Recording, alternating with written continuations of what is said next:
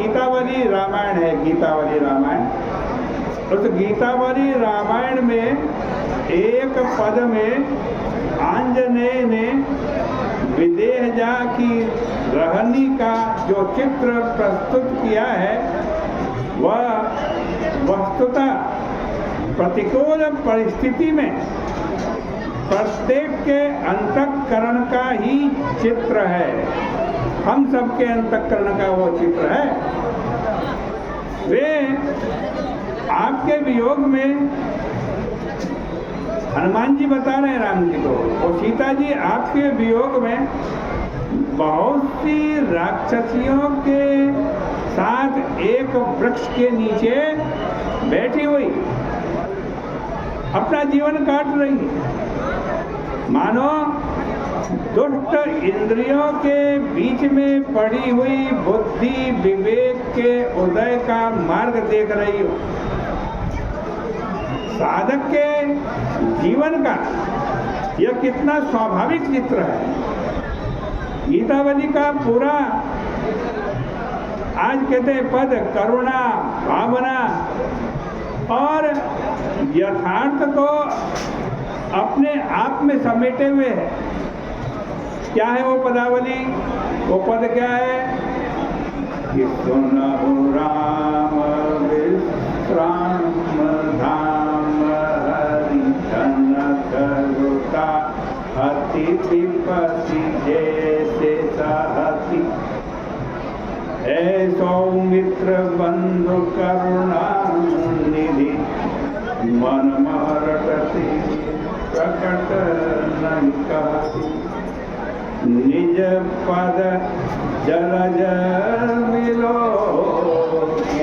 लोक रत नयन निवारी रहत न एक क्षण मनहो नील नीरज शशि संभव रवि वियोग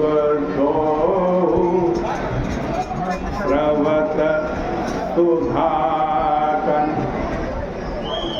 बहुराक्षसी सहित तरु के तर तुम्हारे विरह निज जन्म विभोवती मनो दुष्ट इंद्रिय संकट बुद्धि विवेक उदय मग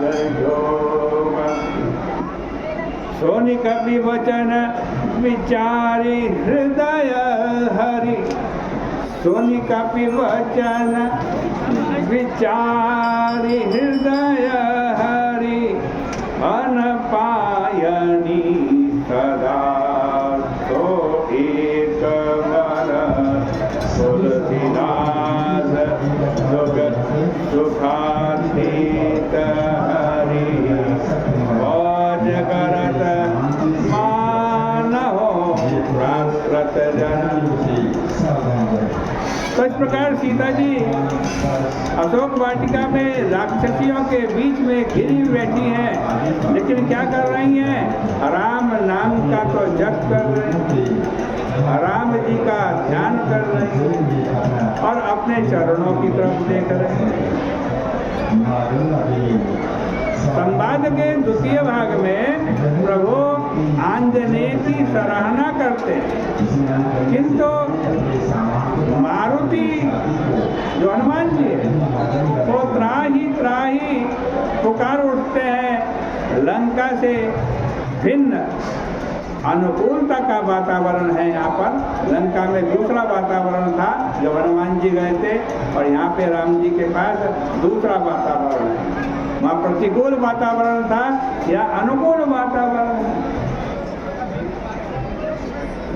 जहाँ मैथिली राक्षसियों से घिरी हुई थी, जो उन्हें डराने की चेष्टा करती हैं, वहाँ आंजनेय आज उन स्नेहियों से घिरे हुए हैं जो उनकी सराहना करते हैं। प्रभु की अनुकूलता हनुमान जी को प्रत्यक्ष दिखाई पड़ रही है।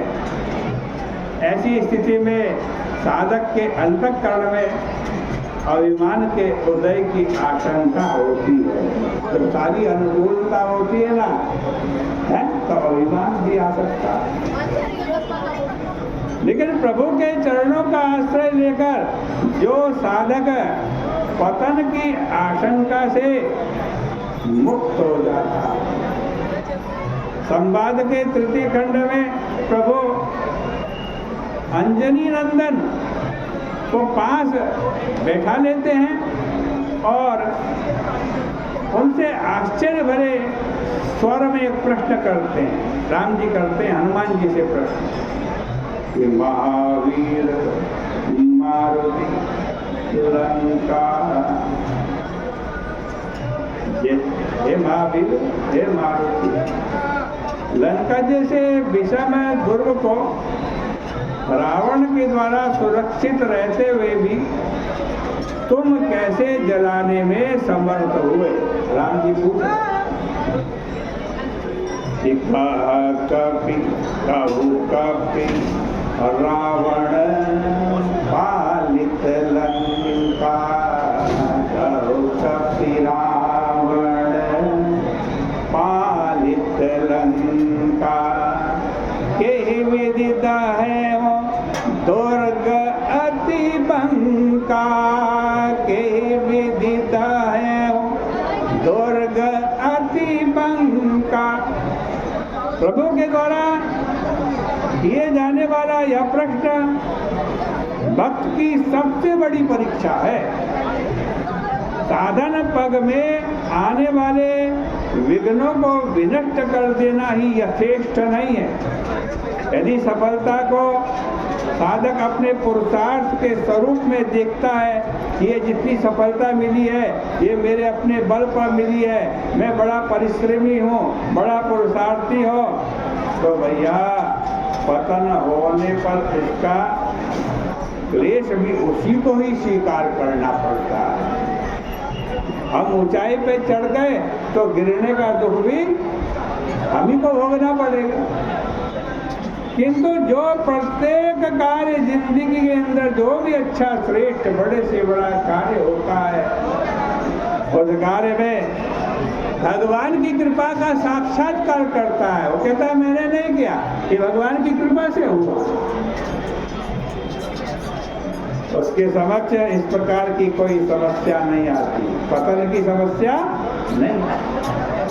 यद्यपि प्रभु ने केवल लंका दहन के विषय में प्रश्न किया था, किंतु हनुमान जी ने सारे कार्यों का स्मरण करते हुए उसके समस्त शुभ अशुभ को प्रभु के चरणों में समर्पित कर दिया।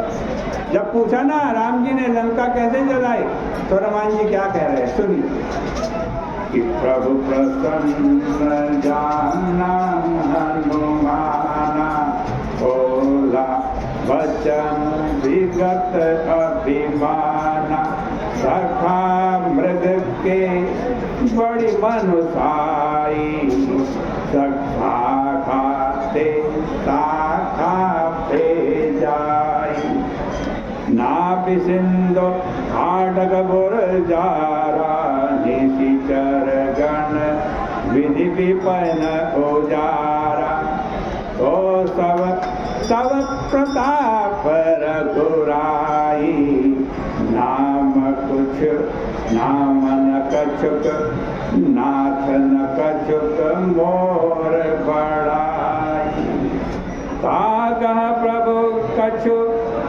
अगम नहीं, जा पर तुम अनुकूल, तव प्रताप बाढ़वा, तव प्रताप बढ़वा न रही, तारी सकई फलुको।